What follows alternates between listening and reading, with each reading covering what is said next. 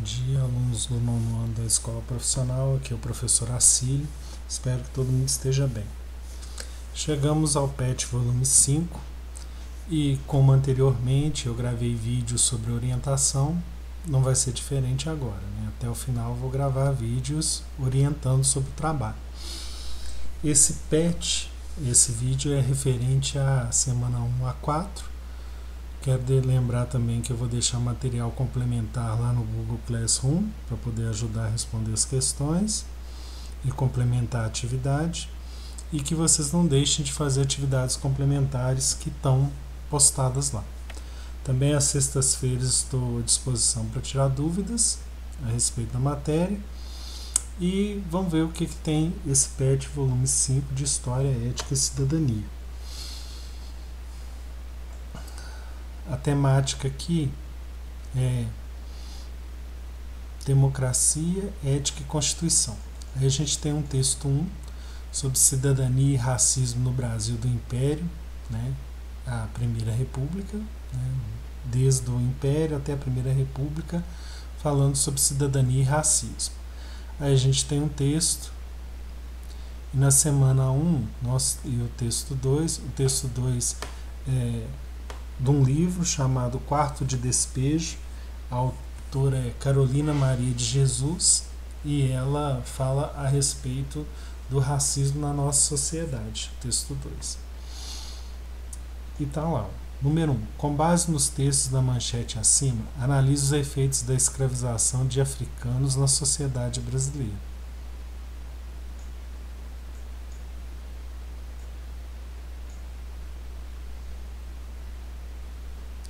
Porque aqui tem uma manchete.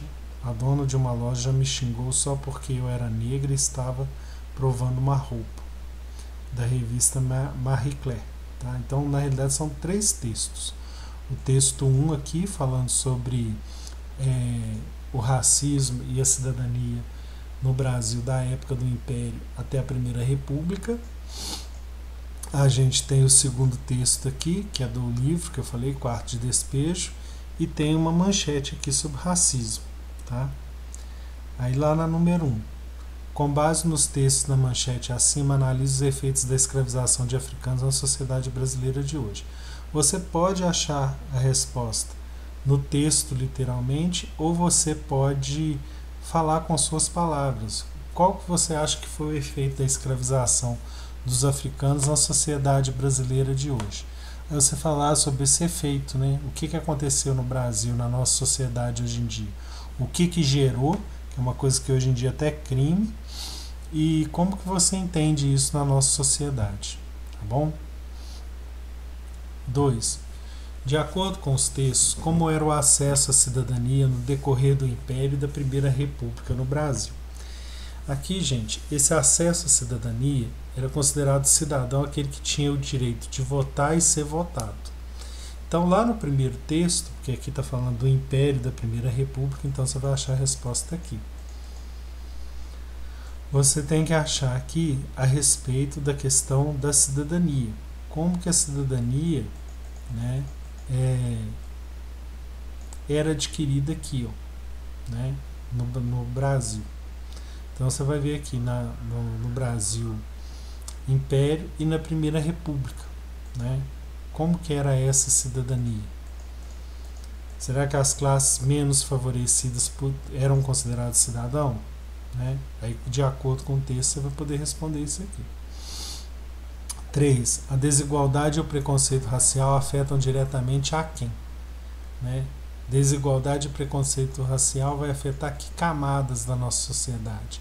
Que classes sociais? Né? E aí tem aqui até o texto aqui tem falando diretamente da questão da desigualdade, né, e do preconceito. Tá? Tem uma resposta já lá literal, só pegar do texto. 4. A quem interessava a ausência de cidadania e a exclusão social de grande parte da sociedade? Então, assim, que camada que ficava satisfeita com que o grupo não fosse considerado cidadão e ainda tivesse exclusão social. Exclusão social quer dizer que eles não vão fazer parte da sociedade, está excluído, né? E aí, só responder que grupo, né, que essas práticas eram interessantes. Ó, acabou a semana 1. Na semana 2, a gente continua com a mesma temática. Aí a gente tem um texto aqui, ó, Violência e Cidadania no Brasil, 500 anos de exclusão. E embaixo a gente tem uma questão de marcar X, marcar só uma. Aí vamos lá. O texto acima discute a configuração das classes sociais no Brasil, tomando como referência as questões da cidadania e da violência. Com base no texto e nos conhecimentos sobre o tema, é correto afirmar que no final do século XIX no Brasil, letra A, a ação dos poderes públicos no trato da questão social estava centrada na supressão dos desníveis entre as classes sociais, condição básica para a emergência do Brasil industrializado. Bom, vamos entender esse palavreado aí, tá? A ação dos poderes públicos, quer dizer, o governo, quando ia tratar da questão social, ele estava centrado na supressão dos desníveis. Supressão quer dizer que ele ia acabar com os desníveis, com as diferenças das classes sociais. E ele achava isso, né, que era a condição básica para que o Brasil virasse um país industrializado. É isso que está falando a letra A. Tá? Se o governo estava querendo acabar com as dificuldades das classes sociais para que o Brasil se industrializasse. Letra B. A herança colonial da estrutura social brasileira conduzia o poder estatal a reconhecer como legítima as lutas das classes populares, no questionamento da estrutura política oligárquica vigente. Aqui está falando que desde a época colonial, o Brasil reconhece, né, o poder estatal reconhecia que a luta de classe, que o povo tinha direito de lutar, né, para questionar o governo, quem estava no poder. Então, na letra B fala que o governo reconhecia que o pobre, que o escravo tinha o direito de questionar aquele modelo de governo que existia na época. Letra C. O combate às classes perigosas obrigava os poderes públicos à implementação de políticas de geração e distribuição de renda, reduzindo assim a influência do Partido Comunista Brasileiro junto aos pobres. Então, assim, para poder combater o que era considerado classe perigosa, né, a classe que podia fazer uma revolução, o poder público, né, o governo novamente, fazia distribuição de renda para poder acabar com a influência do Partido Comunista Brasileiro junto aos pobres. Né, que os pobres não se aliassem ao Partido Comunista no Brasil. Letra D. O desemprego e a criminalidade referidos às classes populares eram vistos pelos poderes públicos menos como questão social e mais como questão de polícia, dentro de uma concepção restritiva de cidadania. Desemprego e criminalidade era sempre visto pelo poder público como coisa da camada popular, de quem era mais pobre, né? E era visto mais, assim, menos como questão social e mais como caso de polícia. O governo entendia que a criminalidade e o desemprego eram um problema dos pobres e quem ia resolver isso era a polícia. E a polícia não ia resolver isso de uma forma assim cidadã, né? Ia repreender, tá bom?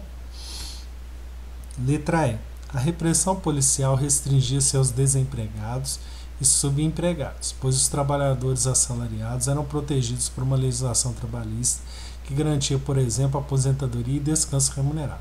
Aqui está falando que a polícia só ia repreender e bater em quem era desempregado ou tinha um emprego muito ruim, porque o trabalhador assalariado era protegido pela lei, né, pela legislação trabalhista. Então, você vai analisar o texto e é uma dessas alternativas para você marcar, tá bom? 2. O cidadão é um indivíduo que tem consciência de seus direitos e deveres e participa ativamente de todas as questões da sociedade. Tudo que acontece no mundo acontece comigo. Herbert de Souza, Betim.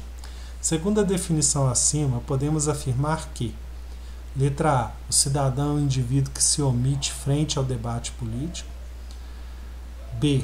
Aí era ali um O também, teve um erro, tá? Digitação. A cidadania é apenas restrita aos estudiosos e políticos. Letra C. O cidadão é aquele que vive em sociedade. D. A cidadania compreende a necessidade que as pessoas têm de participarem da vida política, sempre visando o funcionamento da sociedade. Então essa é a interpretação daquele texto, marcar uma das alternativas. Acabou a semana 2. Na semana 3,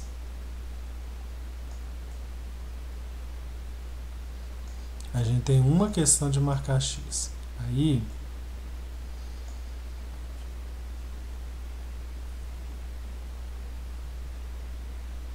primeiro, tem uma frase do Nelson Mandela: ninguém nasce odiando outras pessoas pela cor de sua pele, por sua origem ou ainda por sua religião. Para odiar, as pessoas precisam aprender, e se podem aprender a odiar, elas podem ser ensinadas a amar. E depois tem um texto sobre racismo, que é da música, de um artista chamado Gabriel Pensador, falando, o nome da música é Lavagem Cerebral. Tá?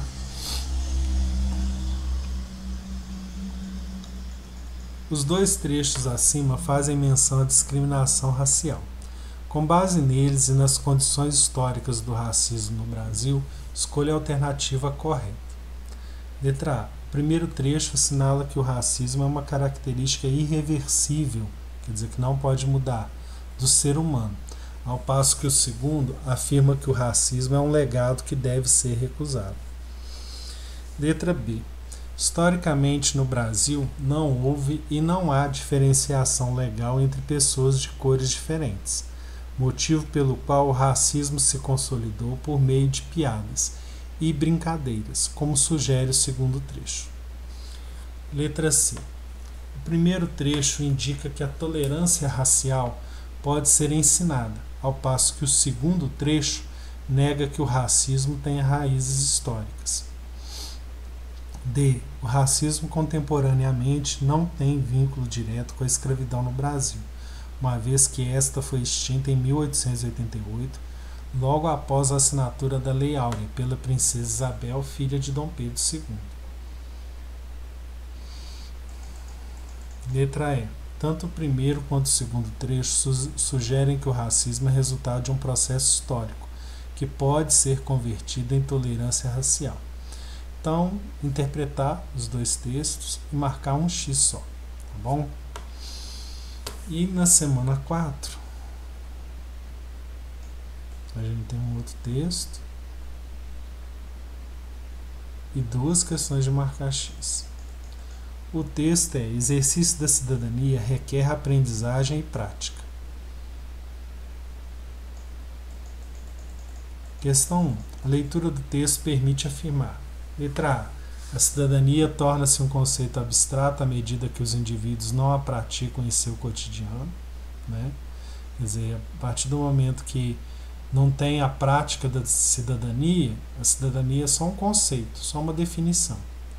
Letra B. O exercício da cidadania só será garantido no dia em que as pessoas possuírem poder econômico igualitário.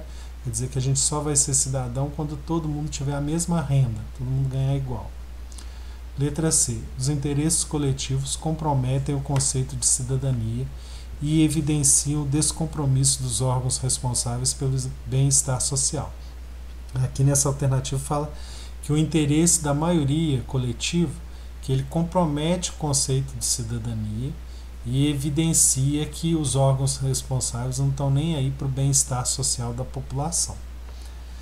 Letra D. A ideia de cidadania torna-se inócua, quer dizer que ela não tem efeito, pois os indivíduos em seu cotidiano não se comprometem a ensinar ao outro a verdadeira prática cidadã. Aqui está falando que, assim, que a ideia da cidadania ela não tem valor, porque no cotidiano os indivíduos não se comprometem a ensinar a prática da cidadania. E letra E, o fato de assumir atitudes educadas em relação ao próximo, embora seja um comportamento cidadão, não abarca o conceito fundamental sobre cidadania. Está falando que ser cidadania não é só ser educado. Aí, essas alternativas você vai responder de acordo com o texto, né, dentro do conceito do texto, não é uma questão pessoal. E a 2, a citação do discurso do cientista jurídico tem como principal objetivo: letra A, exemplificar situações concretas de práticas cidadãs. B, explicitar um pensamento coletivo e genérico a respeito da cidadania. D, desconstruir ideologias que defendem ideias opostas às do pesquisador. Letra D, validar o discurso do próprio locutor, por meio de uma autoridade linguística. Letra E, questionar a ideologia do jurista que explicita algumas contradições em seu discurso sobre cidadania. Então vamos só entender as alternativas, porque a gente já está finalizando, tá? Letra A, exemplificar a citação do discurso do cientista jurídico, do texto lá, ele tem o objetivo de quê? Letra A, exemplificar situações concretas de prática cidadãs, quer dizer, dar exemplo de prática, de ação mesmo da cidadania. B, explicitar um pensamento coletivo e genérico a respeito da cidadania. Explicitar, ele está falando, né? Ele está generalizando um pensamento coletivo do que é cidadania, o que as pessoas acham sobre cidadania. Letra C, desconstruir ideologias, quer dizer, acabar com ideologias que defendem ideias opostas do pesquisador. Então ele está querendo combater quem pensa diferente dele. Letra D, validar o discurso do próprio locutor. O texto só reafirma o que ele está falando, o que o autor está falando, por meio de uma autoridade linguística, alguém que entende de línguas. Letra E, está questionando a ideologia do jurista. Na letra D fala que ele só está defendendo o lado dele. Na letra E está falando que está discutindo a posição do jurista, que explicita, né, ele fala, né, das contradições no discurso sobre cidadania. Então ele questiona o ponto do juiz falando que o discurso dele é contraditório. Bom, espero que vocês tenham entendido, que o vídeo tenha sido útil. Estou à disposição para tirar dúvida, pode me perguntar lá no Google Classroom. E eu espero que vocês se cuidem, que fiquem bem, e obrigado quem me escutou até aqui, tá bom? Tchau.